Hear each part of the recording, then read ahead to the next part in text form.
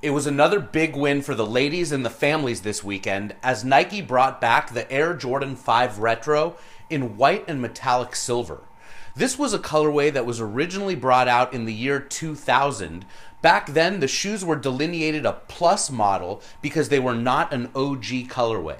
They retailed for $120 back then, and this newest pair is $190 and was part of the remastered series. So I said that the families and the women won.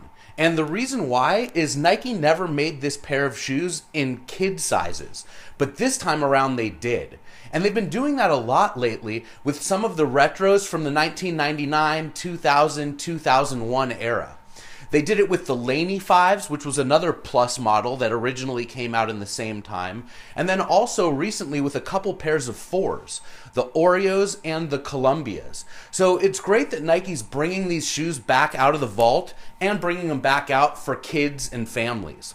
Especially shoes like this that over time would turn yellow. It's so nice to see these shoes so white, icy. Let's have a look at the outsoles right here. I guarantee you if you look at a pair from the year 2000, they'll look like lemonade.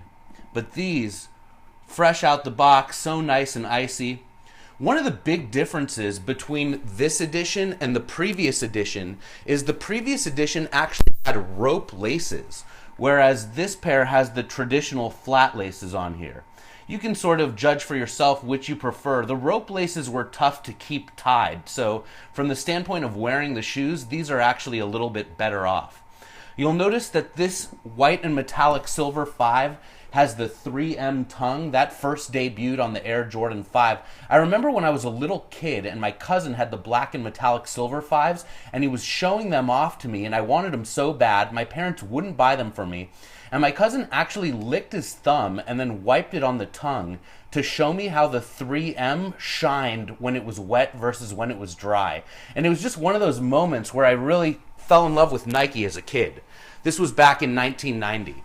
You'll notice these shoes have the visible air unit, the third Air Jordan in a row with visible air. The 3, 4, 5, and 6 were the ones with visible air. Then it was taken away and eventually put back on the 16, but slightly different. These 5s were designed by Tinker Hatfield, as were every Jordan from the 3 to the 15, the 20, the 23, the 28. He works on some of the newer models as well. These shoes were inspired by World War II Mustang P-51 fighters. And you can see on the side here, these teeth right here. It was pretty cool, actually. I bought these shoes yesterday in Ventura, California, and as I was driving down Pacific Coast Highway, there was a missile park with old missiles and Navy planes, so I got to pull off and take pictures. I wasn't even planning on it. I just had these shoes in hand. I was thinking about the inspiration, and I happened to drive by all these missiles. So that was a lot of fun. Let's break out a brick and just have a look up close at the details of the shoe. Of course, it's remastered, which means that the tumbled leather is better quality than what Nike has been coming out with previously. 2013 was really the retro 5 year, and there were so many different models, and if you compare the leather and the craftsmanship of those shoes with this pair, you can definitely see the difference on the remastered pair. Another cool touch on the Air Jordan 5 is the lace lock right here, which was actually debuted on the Air Jordan 5 and also on the 6, and then they took it away and it didn't come back to the Air Jordan line until the 17. But this little lace lock right here was very popular in the early 90s, and there used to even be kiosks at the malls that sold funky laces and little lace locks. Kind of crazy. The details of this shoe are pretty much on point with the 2000 edition with the silver 23 and the black out here. Something about this pair of shoes, it reminds me of the 2010 25th anniversary of the Air Jordan line. So for the 25th anniversary of the line, Nike made a bunch of silver Air Jordan retros because the 25th anniversary is the silver anniversary. And they made the 1, 2, 3, 4, 9, 11, and 2010. and for some reason they didn't make the 5.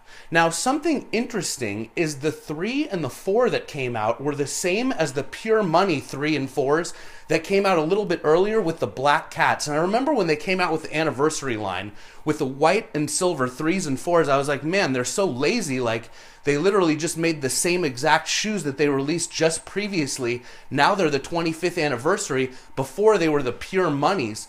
And I thought they were going to do the same thing with this pair. As we were like gearing up for all these white and silver Air Jordan retros, Nike actually told us that they were going to retro the whole line in white and silver, and then they abruptly stopped.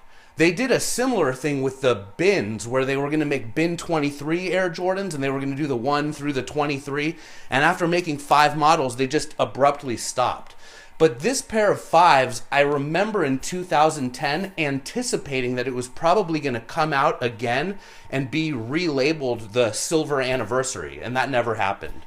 They waited until 2015, they waited to remaster it, they brought them back for the family, which is great, and you gotta love the white and silver Air Jordan 5. It's really nice that they brought this shoe back, because I swear you'll never find an older pair from 2000 that looks anything like these, and I just can't wait to rock them.